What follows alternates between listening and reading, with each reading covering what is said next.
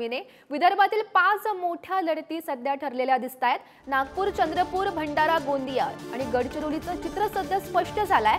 चारही ठिकाणी खरं तर भाजपा विरुद्ध काँग्रेस थेट लढत होईल आणि रामटेकमध्ये शिंदेची सेना विरुद्ध काँग्रेसच्या लढतीची शक्यता वर्तवण्यात येते आहे। दरम्यान या 5 लढती नेमक्या कोणत्या आहेत पाहूयात ग्राफिक्सच्या माध्यमातून। नागपूरमध्ये नितीन गडकरी विरुद्ध विकास ठाकरे यांची लढत होणार आहे। रामटेकमधून शिंदेची शिवसेनेमधून राजू पारवे आणि रश्मी बर्वे काँग्रेसमधून यांची लढत होण्याची शक्यता आहे। तर गडचिरोलीमधून अशोक नेते नामदेव किरसान यांची लढत होईल आणि भंडारा गोंदियामधून सुनील मेंढे, प्रशांत पडोळे यांची लढत होणार आहे। तर चंद्रपूरमधून सुधीर मुनगंटीवार आणि प्रतिभा धानोरकर यांच्यात लढत होईल।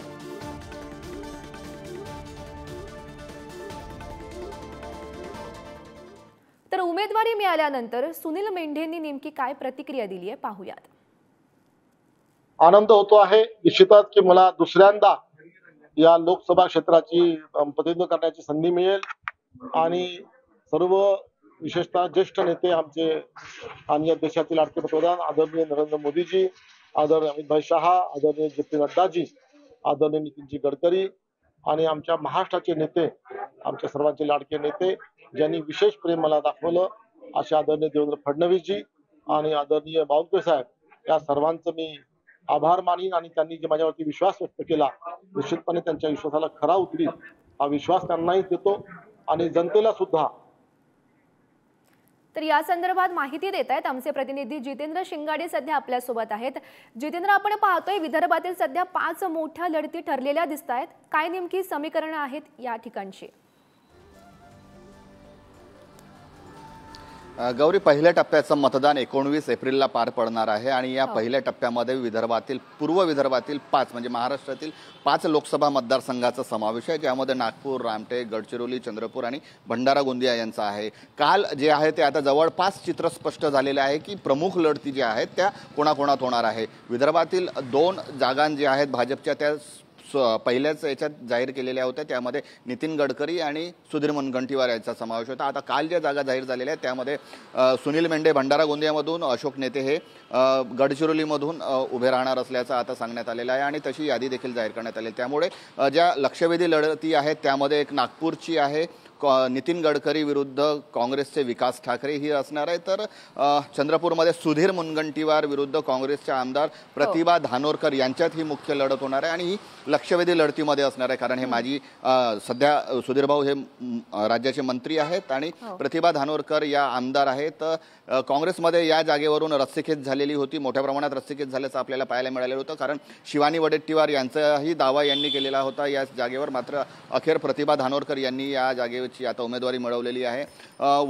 भंडारा गोंदियामधून कोण उमेदवार असेल भाजपचा किंवा महायुतीचा हे ठरणं अजूनपर्यंत म्हणजे कालपर्यंत याच्यावर चर्चा सुरू होती। मात्र आता जे विद्यमान खासदार आहेत सुनील मेंढे यांनाच उमेदवारी पुन्हा दुसऱ्यांदा जाहीर करण्यात आली। त्याचप्रमाणे गडचिरोलीचे अशोक नेते यांना उमेदवारी जाहीर करण्यात आली। तिथे त्यांचे विरोधक जे आहेत ते डॉक्टर नामदेव किरसान हे काँग्रेसकडून लढणार आहेत। तर एकूण जे आहे चित्र ते आता स्पष्ट झालेलं। महत्त्वाची यात एक घडामोड म्हणावी लागेल की कालच काँग्रेसचे उमरेडचे आमदार राजू पारवे यांनी शिंदेच्या शिवसेनेत प्रवेश केलेला आहे आणि ते रामटेकमधून लढणार आहेत।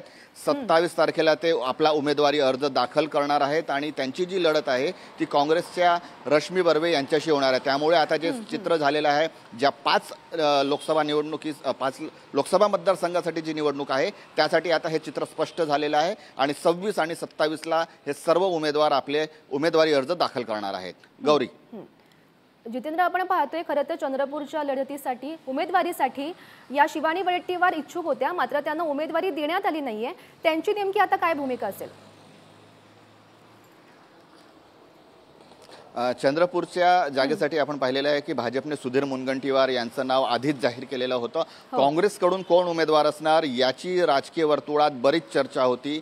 शिवानी वडेट्टीवार यांनीही आपला दावा पेश केलेला होता. विरोधी पक्षनेते विजय वडेट्टीवार यांच्या त्या कन्या आहेत आणि युथ काँग्रेसच्या त्या नेत्या आहेत.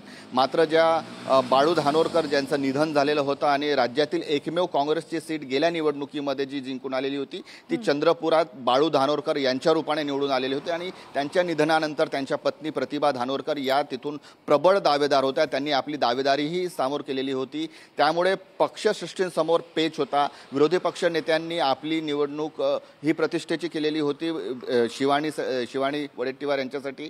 मात्र पक्षसृष्टीने जी माहिती दिली आहे किंवा त्यांनी जे सांगितलेलं होतं की त्यांच्याऐवजी विजय वडेट्टीवार यांनी स्वतः निवडणुकीच्या रिंगणात उतरावं. त्यानंतर 1 दिवसाचा कालावधी हा विजय वडेट्टीवार यांना देण्यात आलेला होता. मात्र त्यांनी पक्षात आपण स्वतः लढण्यास इच्छुक नसल्याचं सांगितलं आणि त्यानंतर जे आहे ते प्रतिभा धानोरकर यांना उमेदवारी मिळालेली आहे. त्यामुळे जी लक्षवेधी निवडणूक आहे त्यामध्ये सुधीर मुनगंटीवार विरुद्ध प्रतिभा धानोरकर अशी लढत दिसून येईल. कोण बाजी मारणार हे नंतरच कळेल. मात्र सध्या जी आहे ती एक लक्षवेधी निवडणूक इथून होईल असं शक्यता वर्तवण्यात येत आहे. गौरी. नक्कीच जितेंद्र, धन्यवाद दिलेल्या या माहितीसाठी.